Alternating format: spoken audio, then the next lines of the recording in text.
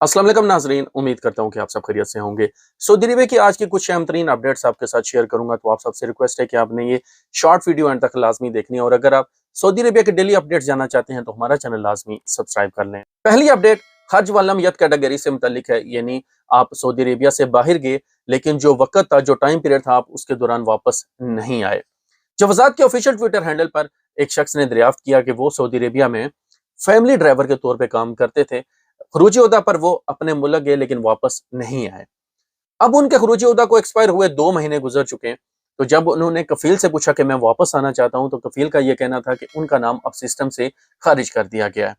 अब अगर आपने सऊदी अरेबिया में अब वापस आना है तो आपको नया वीजा लेना पड़ेगा। क्या ये दुरुस्त है? तो जवाजात के ऑफिशियल ट्विटर हैंडल की तरफ से यह जवाब दिया गया कि खरूजी ओहदा की खिलाफ वर्जी पर आप पर 3 साल की पाबंदी लग जाती है। लेकिन अगर आप अपने पुराने कफील के पास, अपनी पुरानी कंपनी के पास आना चाहते हैं, फिर आपके ऊपर यह पाबंदी नहीं होगी। आप अपने कफील से कांटेक्ट करके, अपनी कंपनी से कांटेक्ट करके नया वीजा लेकर जो है वो आप कभी भी सऊदी अरेबिया में आ सकते हैं। यहाँ पर जो वजारत का ये कहना था कि जब आप खरूजी ओहदा की खिलाफ वर्जी करते हैं तो एकदम आपका नाम जो है वो हज व लमयत कैटेगरी में शामिल नहीं किया जाता, बल्कि आपके कफील के पास टाइम होता है।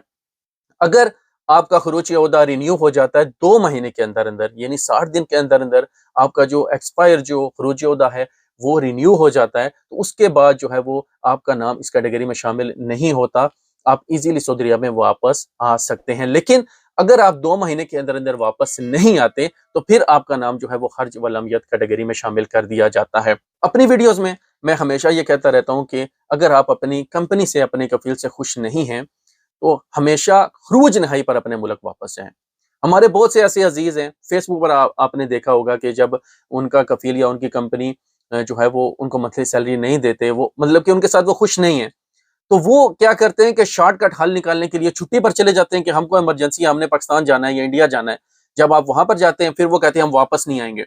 लेकिन 3-4 महीनों के बाद जब उनके हालात जो है वो कुछ लोगों के ठीक नहीं होते, फिर उनकी मजबूरी हो जाती है परदेश जाने की, किसी और मुल्क वो नहीं जा सकते। जब वो सऊदी अरेबिया आने का सोचते हैं तो उनको पता चलता है कि उनके ऊपर 3 साल की पाबंदी लग चुकी है। तो अगर आप अपनी कंपनी से, अपने कफील से खुश नहीं हैं तो हमेशा जो है वो अपने मुल्क वापस खरूज नहाई पर जाएं, ताकि बाद में आपके लिए परेशानी ना बने। दूसरी अपडेट विजिट वीजा से मुतालिक है। जवाजात के ऑफिशियल ट्विटर हैंडल पर एक शख्स ने दरियाफ्त किया कि उन्होंने अपनी फैमिली को विजिट वीजे पर बुलाया था सऊदी अरेबिया में। तो जिस दिन अब उनकी फ्लाइट है वापस जाने की, उसी दिन उनका जो विजिट वीजा है वो एक्सपायर हो रहा है, तो कोई मसला तो नहीं होगा, वो वापस जा सकते हैं। तो जवाजात की तरफ से ये जवाब दिया गया कि जिस दिन आपका विजिट वीजा एक्सपायर हो रहा है तो उसी दिन आप सफर कर सकते हैं, इसमें कोई मसला नहीं है।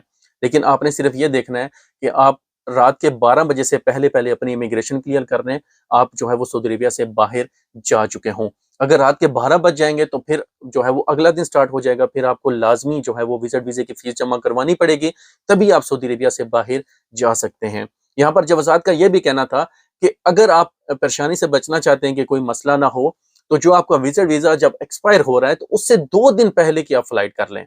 यानी अगर आपकी फ्लाइट लेट भी हो जाती है, कोई मतलब कि मौसमी हालात की वजह से या किसी भी वजह से आपकी फ्लाइट लेट हो जाती है, तो आपके पास 2 दिन का वक्त होगा, फिर आपके लिए कोई परेशानी नहीं बनेगी।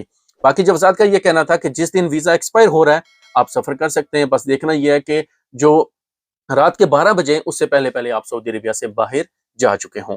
अब नेक्स्ट अपडेट यह है कि सऊदी गवर्नमेंट की तरफ से अब तफ्तीशी कार्रवाइयों को मजीद तेज कर दिया गया है। एक हफ्ते में 12,000 से ज्यादा गैर कानूनी तारकीन गिरफ्तार हुए हैं और 8,000 को बेदखल कर दिया गया है। सऊदी अरब में गुज़श्ता एक हफ्ते के दौरान रहायश, काम और सरहदी हिफाजती ज़वाबित की खिलाफ वर्जी पर मुमलिकत के मुख्तलिफ इलाकों से तफ्तीशी टीमों ने 12,000 से ज्यादा गैर कानूनी तारकीन को गिरफ्तार किया है। सरकारी खबर एजेंसी SPA ने वजारत दाखिला की रिपोर्ट के हवाले से बताया कि तफ्तीशी कार्रवाइयां 22 से 28 सितंबर 2022 तक जारी रही हैं, जिसमें 12,436 गैर कानूनी तारकीन को हिरासत में लिया गया है।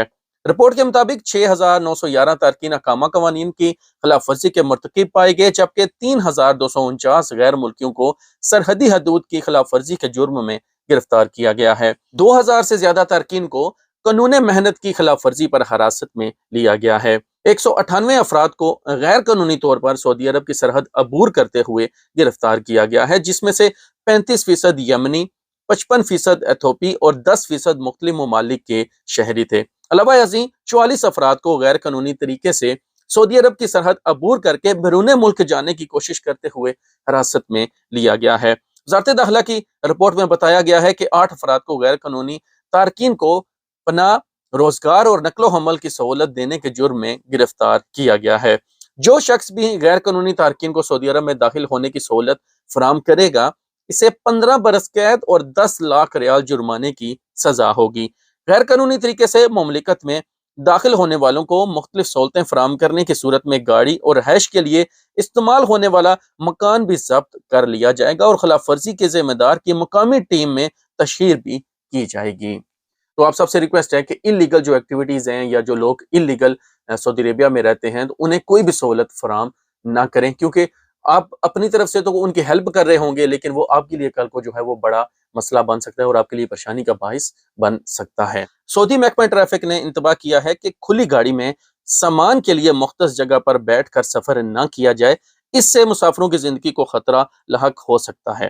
آجل ویب سائٹ کے مطابق محکمہ ٹریفک نے ٹویٹر پر بیان میں کہا ہے کہ مسافروں کو کھلی گاڑی میں سامان کے لیے مختص جگہ پر بٹھانا ٹریفک قانون کی خلاف ورزی ہے اور اس پر سزا مقرر ہے۔